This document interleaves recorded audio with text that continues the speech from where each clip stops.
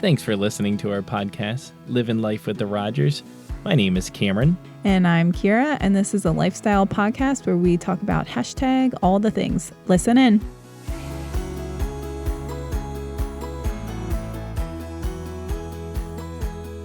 Hello, listeners, and thank you for joining us today as we discuss pregnancy.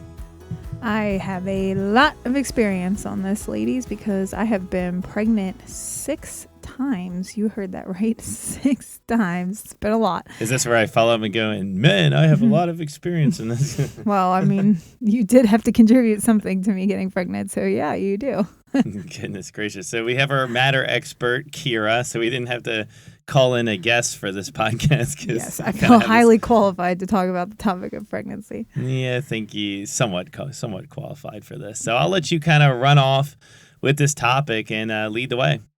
Yeah, so I think just starting right off the bat, I think as a woman, when you go to, like, you decide with your husband, all right, we're going to start our family, you just assume that, well, what do they teach you in high school? They tell you if you have sex, you're going to get pregnant. So I think you just believe that, like, all right, well, we just have to have a lot of sex and then we're just going to get pregnant. But that is actually not true.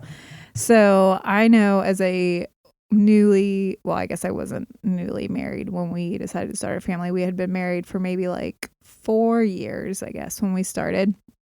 I was just, I just assumed that, like I said, it was going to happen really quickly. But you actually only have a 24-hour window in which you can get pregnant. So I'm no scientist, but what I've been told and what I've experienced is that you only ovulate for a very short window. So let's talk about timing. That means that if your husband's not home on the night that you are ovulating, you're screwed. Anyway, all this to say, sometimes it takes a couple months. Like some of our pregnancies, we did get pregnant within like the first 2 months, but then some of them took longer, more like 5-6 months. And then, we lost 2 pregnancies. So it's an emotional roller coaster. You don't realize how much and then you're just like waiting, okay, you have to wait 2 weeks after you think that you got pregnant to even see if you're pregnant. And then you're like checking all the time to see like if you're bleeding. It's an emotional roller coaster. Like you don't realize when you go into it how invested you're going to be and how emotional it can be. Yeah, everybody just kind of focuses on they just assume it's fun. They assume it's easy. They assume it's like turning on a switch in your house and the light comes on and boom, now you're the perfect family. And it's a lot more complicated of a process than that. Yeah. And I mean, think about too, like if it does take you a while to get pregnant, and again, everybody's different. So this is just, we're kind of generalizing here, but it kind of like takes a toll on your relationship. I mean, you're just like, okay, well, am I doing something wrong? Are you doing something wrong? And then again, like your sexy time, as we like to call it around here, it starts to get like scheduled, and it can be a lot. Like you kind of have to remember to like, all right, let's just keep this lighthearted. Let's not stress about it. We, obviously we've talked about our faith, so like we believe it's going to happen, when it needs to happen. So we kind of trust God in the timing of that, but it can be stressful on a marriage when you are trying to conceive. Do you agree? And I guess we're just going to get real on this podcast today. And then there's like performance anxiety and unmet expectations. And so it takes something that should be enjoyable, which is sex and intimacy, and it turns it into almost like a job. Yeah. Yeah, like I said, especially when you have to be like, all right, this is the night when I'm ovulating. Like we have to be, and then it's like, yeah, what if you're not in the mood that night? Or what if you have like a meeting to go to? Like you're like, well, I guess we're waiting another month to get pregnant. Like it's just a lot. So go into it like knowing it probably is going to be more involved than you thought it would, but do your best to keep that like innocence and fun there, because otherwise it'll just start to drain your relationship. So I have like $1 million idea, and I'll share it with my audience, with whoever wants to, kind of run with it. Remember those colored, I guess they were little wristbands that would like change color based on your mood? What were they called? Are you talking about like mood rings? Mood or rings, whatever. Yeah, Same thing. okay. Well, we should make them based on your ovulation schedule. And so when it's like changes, it's like blue. It's like it's time to go. You should just like tape a piece of paper above your door. Like it's like red is like nope. Green is like all right. It's Like the it's studio the night. light. That's what you're saying. Like when Yeah. when recording's in progress, the light's red. It's like all right, it's go time, folks. So then here's a little free tip. Did you know that you can go to the dollar store and you can buy pregnancy tests there, which feels a little shady. Like I always feel like I'm like in high school again, like, oh God, let me go get a pregnancy test and I don't want to spend a lot of money and I'm poor and all. And like, I don't really want to know what happened at high school. Wow. Anyway, it feels like a little like as a mom trying to like start her family, going to the dollar store to buy pregnancy tests just feels a little weird. But anyway. Wonder what the reviews, like if you looked at the reviews on the dollar store pregnancy Well, test. so that's the thing is like Walgreens sells like the clear blue or they have all these name brands and it's like $15 a test or I mean, if you've been trying to get pregnant for an extended period of time and you're having to buy these tests, like multiple tests every month, because you don't just take one, you have to take a couple and, you know, like you don't know if like, oh, was the first one right, whatever.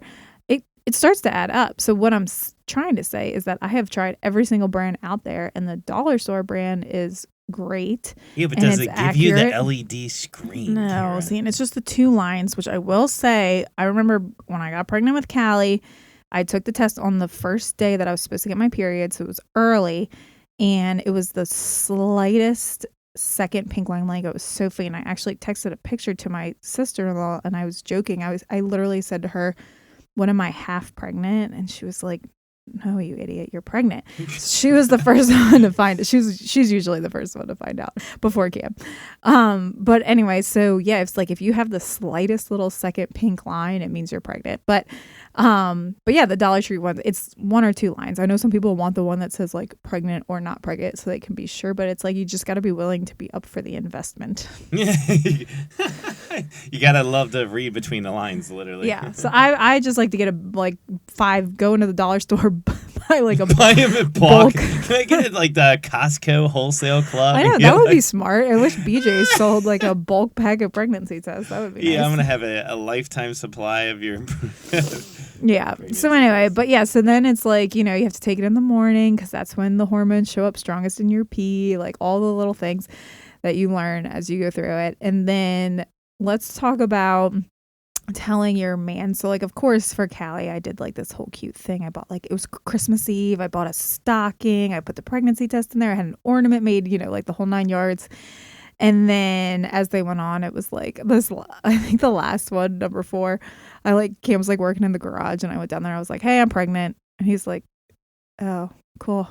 No, I think I was like working on the car or something. I just remember being outside and you told me, and I just remember like, are we still doing this? Yeah. And we're like, "Oh, we weren't really planning on that." All right, cool. Well, I guess we'll see how this plays out. Because again, it's, you know, after you go through a couple losses, you don't always just assume that every pregnancy is going to pan out to be a healthy pregnancy. But yeah, talk about your reaction, like when I tell you that I'm pregnant, since I've done it 6 times.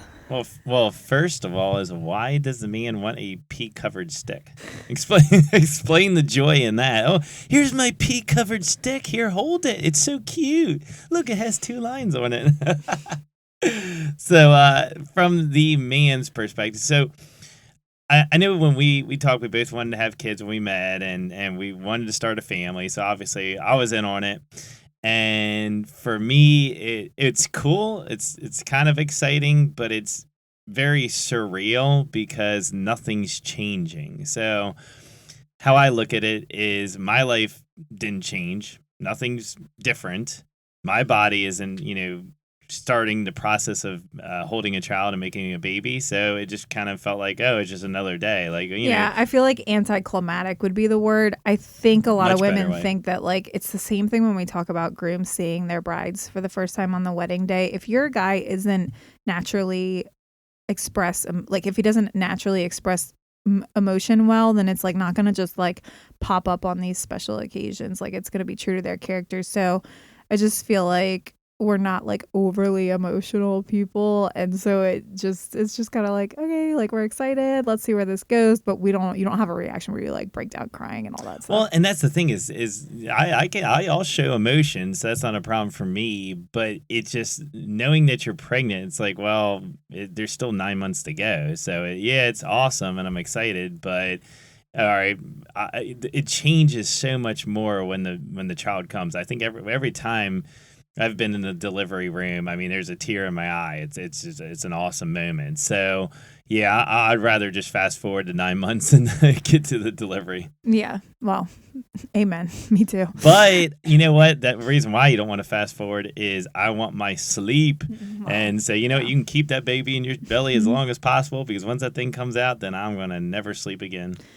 Yeah, so then it's weird. So like, okay, so you find out you're pregnant at like 4 weeks, and then you don't go to see a doctor for another 4 to 8 weeks. So like usually around like 8 to 10 weeks is the first time you see your doctor, because again, they can give you a pregnancy test, but you've already done that at home. Like they can't see anything. You already got your dollar store pregnancy test covered in pee, so you're good to go. They can do blood work if you're like really, wanting to confirm the pregnancy. They can see if your hormone levels are rising the way that they should. So there's things that they can do, but typically they're like, nope, let's just wait and see, and then we'll give you your first sonogram around like 10 or 12 weeks. They can do it at 8 if they suspect that something's wrong, but typically it's closer to 10 weeks. So then you're just like waiting. You're like, all right, well, I've got this positive pregnancy test. I don't really want to tell people yet because it's so early. But I can't confirm that I'm pregnant. It's just kind of a weird place to be. It's a little isolating and lonely. And then, of course, let's talk about being sick. So I have had the blessing of being sick with all of my pregnancies. So I actually take the Unisom and B6 combo, which I swear by. It's basically an off-brand of Diclegis, which is very expensive. Again, if you can't catch what I'm dropping, we do things budget-friendly around here. So I'm on the Dollar Tree pregnancy test, and I'm on the name, or not the name brand. We just made our own prescription drug. Basically. I'm pretty sure we just broke some laws. Thanks to my doctor, he's like, if you just take Unisom and B6, it's the same thing as Diclegis, so you can save yourself like $80 every time you have to get it. The brand name, though. All right, well, I don't care. It works like a charm. I have tried to stop taking it at like 25 or 30 weeks, and then like I'll be sick to my stomach the next day. So I usually just ride the train until delivery. And the Unisom does help me sleep at night, but also it can give you some like crazy dreams. So just but we need to talk about you sleeping at night. I mean, it is. I mean, you are you're a light sleeper typically. So if I go to bed later than you, if I even step in the room, you're right up. But some of the pictures and the videos I have of you sleeping it's magical. Unisom puts you in another world. Let me just tell you. And that you do not snore at all, but man, when you're on this Unisom, well, so the problem is like I'll get on my back, which you're supposed to sleep on your sides when you're pregnant, which I don't. I'm a belly sleeper, so that really sucks for me. But yeah, if we take a poll on this, you may be one of the few people that are belly. All right, well then sometimes in the middle of the night I end up on my back, but like the weight of the placenta and the fluid and the baby push against my diaphragm, and so I like snore if I'm sleeping on my back, which I never do. So that's like only a pregnant thing. Well, all the cool people are side sleepers like me, and so if you just stuck to that, you wouldn't have the issue, right? Yeah, I guess so. But anyway, so then that's that. So then progressing on, the second trimester is much better. The nauseousness starts to go away. You get your appetite back. You're not super huge yet. So the second trimester is, for the most part, enjoyable. You get to do, like, I've always done, like, a fun announcement, because to me, I'm like, most of pregnancy to me is not fun because I can't drink. I'm gaining weight. I'm a little bit more tired than normal. Got some aches and pains in places you wouldn't usually. So then I'm like, the little things that can be fun, like announcements, sprinkles, showers. I'm like, let's go big on that. So it gives me something to like look forward to while I'm pregnant, because I just don't love it. I mean, some people love it. I don't. But so then moving on, and then, you get into the third trimester, and it's really honestly just the heat for me. Like, I don't know what it is. Like, I just cannot tolerate high temperatures. It just makes me feel like so weak and tired when I'm like already carrying around this extra like 20 pounds. Well, I mean, I don't know what it's like to be pregnant, but when we've had our newborn babies, I'll wear, a pack. Is that what you call it? Like a pack that you put around your, baby, you put it baby around carrier. your, little baby carrier. That's a better way to put it. And I would wear, each kid. And while I was doing it, I remember I was in a conversation with somebody and they're like, "You're sweating really bad. Are you okay?" And I'm like, "Yeah, this is extra body heat that's attached to me right now. It just kind of sent me over the edge." So that's the closest I can relate to, having that extra weight can. Yeah, it makes you hot. I have to crank up the AC. All my family, whenever I'm pregnant, they're like, "We're so cold." Everybody's like shaking and under blankets. And I'm like, "Oh, this is perfect." Yeah, your energy bill is going to take a hit. So this is my 4th pregnancy. And shockingly, it's actually been the easiest on my body. But I have to say, because after Zoe, I was going so hard at the gym and my eating had gotten really healthy that I was in a really good shape when I got pregnant. And I 100% believe that if you take care of your body, that you will have an easier pregnancy, because with Abigail, I did not exercise at all and I ate whatever the heck I wanted when I wanted. I gained almost 50 pounds her entire pregnancy. I was miserable. I had horrible hemorrhoids, TMI, don't care. Everything hurt. I had the sciatic pain. Cam at one point had to I couldn't even roll over in bed to get to the other side, because towards the end you have to kind of roll every 2 hours when you're sleeping, because one of your sides goes numb, and he would literally have to roll me because I was in so much pain. I couldn't every time I went to go sit up, it would just shoot this sharp pain down from my hip down my leg. So he was rolling me in the middle of the night. I mean, it was a horrible pregnancy on my body. But again, I wasn't taking care of my body, so my body was like, "Well, screw you. We're not gonna treat you nice when you haven't treated us nice." But then this pregnancy, I've really stayed not perfectly, but more better with my eating, and I've continued to go to the gym 5 or 6 days a week, and it has made such a difference in my weight gain and how my body. I haven't had much back pain at all. I haven't had to jump on the rollover duty yet. No, I haven't had much back pain at all. I'm almost 32 weeks, and I've had random ailments like my collarbone from pushing too much, doing too much overhead weight, but nothing that's directly from being pregnant. So I am grateful, and I'm just trying to inspire you to say hey, it's worth it if you can put some work into taking care of your body, because it will pay off for you and you will feel much better in your pregnancy. And men do the same thing, because this little rascal's going to come out of their bellies and it's going to run around, be chaotic, and you want to keep up. So Try your best to support your wife and take care of your body as well, so you can set that example. If you start that bringing in bad foods and you have a pregnant wife next to you, she may go after it. And hey, a treat here and there, she deserves it. If you're carrying on and making a baby for 9 months, you deserve a treat here and there. So we're definitely not against that by any means. But if your wife's trying to take care of her body, which is in thus results going to help make the pregnancy easier, follow suit. Yeah, definitely. All right, then let's move on to delivery. Oh, gosh. It's like Chuck Norris and Rambo films all combined. I've been lucky with my deliveries. I have had excellent labors. I've been in labor for maybe 6 to 12 hours for each of them. I've done all of them vaginal, and we've been in and out. We don't like to stay at the hospital just because it's uncomfortable to sleep there, and you have somebody waking you up, checking your blood pressure every 2 hours, and it's just, you don't get good sleep there. So we've always wanted to kind of just get home. But I've been fortunate that I've been able to leave the hospital pretty quickly. But from a man's perspective, what are your tips for a man going through delivery? That's a great question. So a guy in our old church really set the expectation for me. He actually made that joke in the comparison. He's like, "Do you remember watching those Chuck Norris films and kind of how gory it got and stuff?" I was like, "Oh yeah, I grew up watching those. Watching the A-Team, all the shoot 'em up kind of stuff." And he's like, "Yeah, that's kind of what happens in the room." And everybody else was like, "Oh, it's just beautiful, and you see your baby, it's so cute, it's awesome." But he shot it to me straight, and I'm glad he did, because I didn't know what to expect. And you get this, I'm kind of watching this epidural shot kind of get shot into her back. And what do I usually do when they're putting the epidural in? Usually just try to squeeze my hand, and I think in the process you've almost broken my fingers. And I usually sing. Oh, well, because it distracts me from the pain. What I remember is you squeeze my hand to death, which I don't. But I try and sing because it distracts me from the pain of the needle going in your back. And honestly, maybe I forgot because I mean you do a lot of great things. Singing just isn't one of them. So, but so yeah, try not to watch the needle. That would be my first advice. Just kind of support her, from the front side.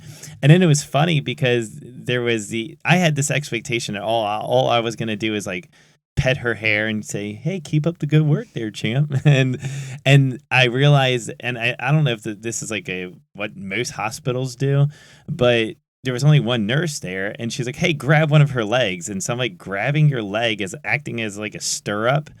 And I'm like involved in the pushing. And then before I knew it, you needed oxygen. So I'm putting an oxygen mask on your face. And I'm just like, what in the world is happening? So shout out to that guy from the old church that shot it to me straight because I was ready to go. And then, baby finally comes out. I mean, it's slimy and gooey and Lord knows what else. Baby comes out, so we go to cut the umbilical cord. Well, they didn't clamp the cord properly, so then as I make the cut, there's blood actually shot on your face and into the... That was with Callie, yeah. Yeah, and on the ceiling. And then so, I mean, of course, you just delivered a baby, so you're kind of in this state of, like, shock, and I don't know if, like, you're, like, almost seeing the gates of heaven open up or not, but... I took a towel. I'm like wiping your face. I don't even think you realize what happened, to be honest. But they're just so in that moment when you actually deliver, and each time you've delivered a child, they're just like I get like a spine tingling sensation. When the hairs on your arms shoot up.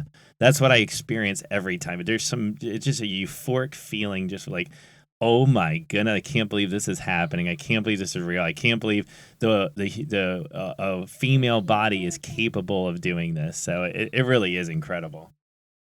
Yeah, and I mean, it is painful, ladies. I'm not going to sugarcoat this. It is the most painful experience.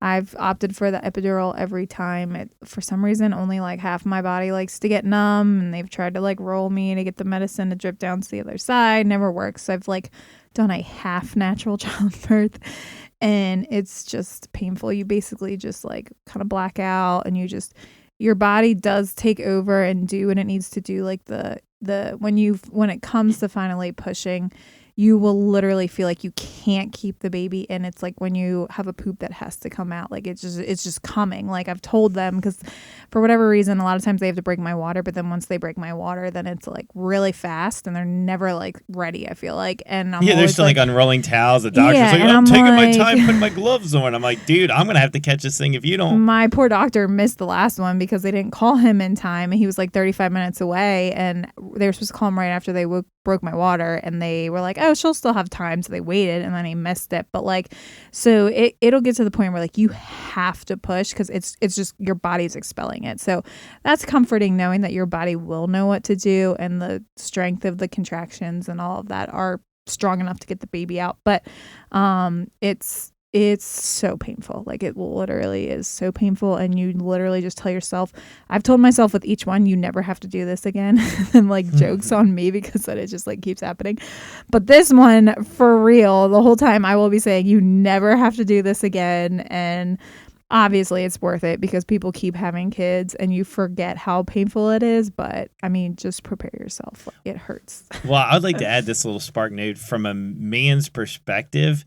Advocate for your wife. I remember there was, I think it was something to do with the epidural. You're like, oh, we're getting closer. Let's get this epidural in. And so then, we told the nurse, and then they were taking forever. So I actually got on the phone, called them up, and, hey, let's get we need this now. We need this now. And I kept calling and kept, finally got it there, made it happen. And then it's the same thing. Yeah, every time your water breaks, you pretty much, it's like, let's go to the races. And they're kind of laxy-daisy. I'm like, no, guys, let's go. It's coming. Give me the gloves. I'll catch this thing if I have to. And so it's very important to kind of go to your happy place, try to keep your nerves, because there's going to be a lot of moving pieces, a lot of moving parts. You're going to watch your wife in agonizing pain, which is never a fun thing to see.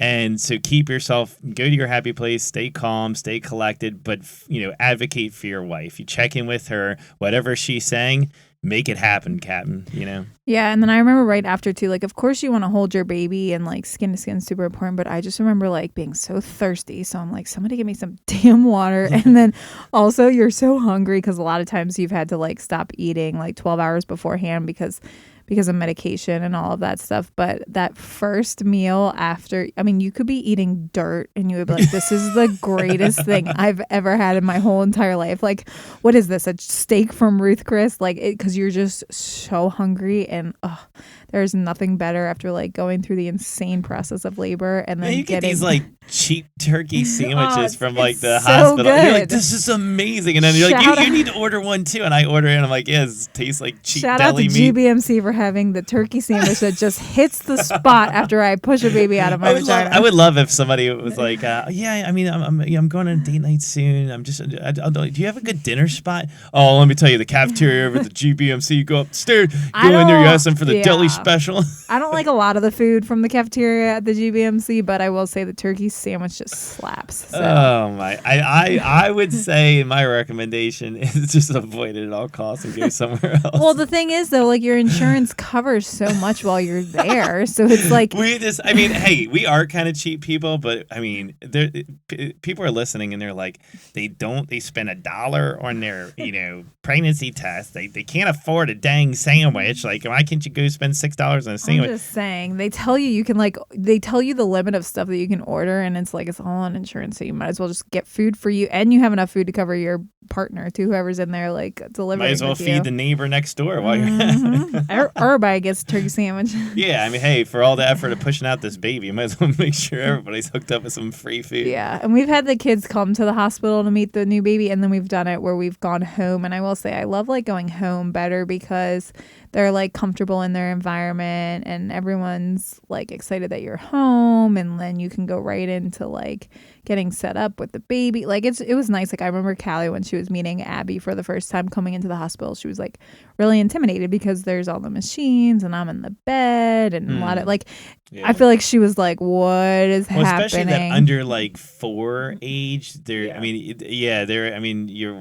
seeing your mom, the kids are seeing their mom who they're used to, running around, moving around, like kind of in a bed with all these wires plugged up to her. And it is kind of daunting. Mm-hmm. So obviously it's nice to wait till you're home, but for those, if you ever had to go through like a C-section and so forth, I will say it is nice when you're spending time away from your kids to know that they're coming. It's something to look forward to in the hospital.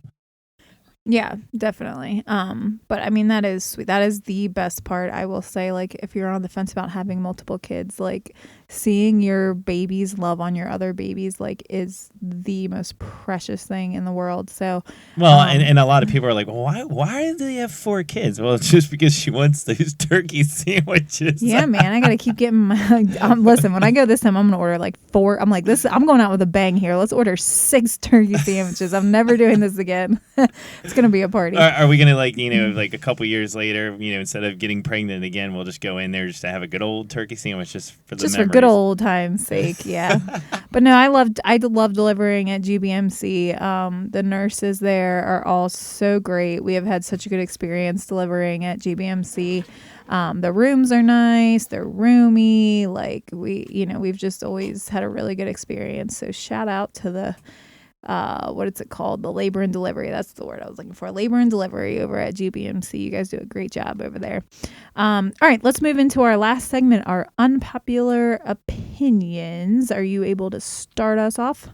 Yeah, I'll start off. So my unpopular opinion is that from a father perspective, from a dad perspective, the bonding with the baby is going to take some time. And what I mean by that is you're going to see your baby. It's again, I say the experience of being there in the delivery room and watching just, I don't know, it's a miracle of God kind of happen, and seeing the birth of your child's euphoric. It's amazing. It's breathtaking. But then immediately when you have this baby, you're going to look at it and you're like, oh, it's kind of cute. I kind of think these, newborns look a little bit like aliens, but that's just my opinion. And then you hold them and you're like, okay, it's kind of cool. And then all they do is, they sleep a little bit, which is cute, but then they take poops. And then they scream sometimes and make noise, and then you're just like, oh, I love them, but okay. It's a lot of work. Now it's just kind of keep me up. It's a lot of work, and just kind of like if you brought in like a puppy home or a new dog, okay, you're like, oh, this is cute, look at it. So, and then reality sets in. It's going to be a lot of work, but then give it time, and then the bonding just materializes, and you can't imagine your life without that child. And so what I would say is, yeah, if you're not feeling like the super warm and fuzzies or all this, give it time. I mean, and give yourself some patience with it, because I know each of my child are miracle of God, and so I love to having them, but the bonding in that newborn phase, like I remember the bringing actually our last child home, Zoe, and I'm like, that first month I don't feel like I ever really slept. I was not very happy. There was not much bonding going on. I was like, just go to sleep. and Kira knows this about me. I'll give 110% during the day, but at nighttime, if I don't get my sleep, I mean, there's not enough Jesus to go around to cover some of the things that come out of my mouth. So I get pretty frustrated, right? So give yourself some grace, give yourself some time. And oh my goodness, the bonding is just amazing. Nowadays, I'm like, I can't imagine my life without my children. Yeah, no, that's good. I think people just assume like it's like love at first sight, which to a certain extent you're like amazed. You're like, wow, this whole human was just inside my wife's body. Like it's cool, and like you're proud of your wife for going through the grueling process of labor. But yeah, it just takes a little bit to build a bond. You have to spend time. You have to, really like when they start to smile and all this, interact with you. At first, there's not much interacting. Like you said, they literally sleep, eat, poop over and like over. Little and over. aliens. Yeah, and they're not really giving you much interaction, not really giving you much. Like it kind of feels like, wow, this is a really one-sided relationship. And you kind of feel like the baby's getting in the way of your relationship. Like, I've been so bonded with you in our marriage, and then all of a sudden I'm like, this little like creepy little thing's like getting in our way.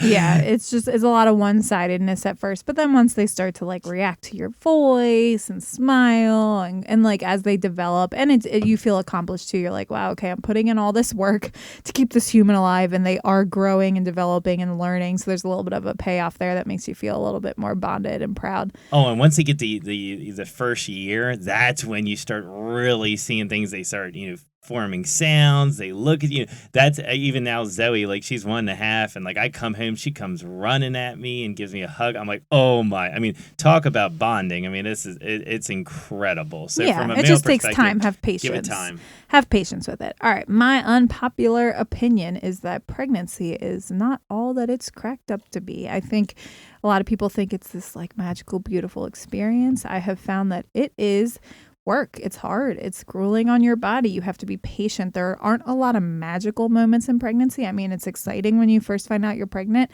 but then 10 months is a long time. It's almost an entire year. You have to watch your body change and grow. That can be really hard too. Like you're like, wow, is my body ever going to be the same? And it won't, but you can appreciate it for... Everybody's like, oh, I was even thinking, you're like, well, yeah, you can recover. You just go back to working out. So it's never going to be the same. Everybody's like turning off this podcast. They're like, I can't handle this. It isn't. I mean, if you're saying, does your body look like it did when you were 18 years old? Absolutely. Even 21, absolutely not. It doesn't. But I appreciate it for what it's done. I can take care of it. I can make it strong. I can be proud of it. I'm proud of my body, but it's not the same. That's just the truth. So I just think like you really have to, it's a mental game when you're pregnant, really focusing on what your body is creating, what your body is doing for you, and appreciating that, because it can be frustrating to see stretch marks pop up in places that you didn't have before, or things get saggier or less perky. It's hard. So I think it's a mental game to really focus on like, wow, I'm creating another life. It's worth it. Like what I'm creating and what I'm about to have is more meaningful and more purposeful than me just having a nice body. But yeah, I think that pregnancy is hard. It's a lot of work, but the obviously reward at the end is a beautiful baby. And my favorite thing in the whole entire world is baby snuggles, which is why I continue to have babies.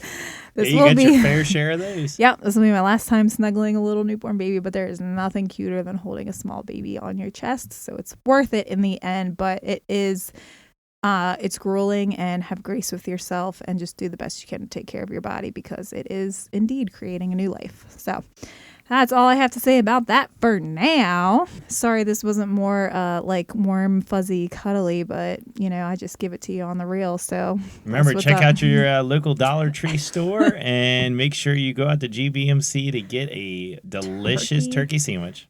Yep. And if you guys have any questions about anything I said, you can always DM me on Instagram at Kira Nicole Photography.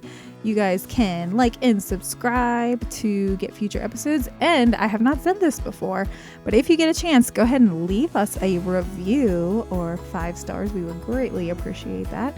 And we will catch you guys on the next episode. See you later.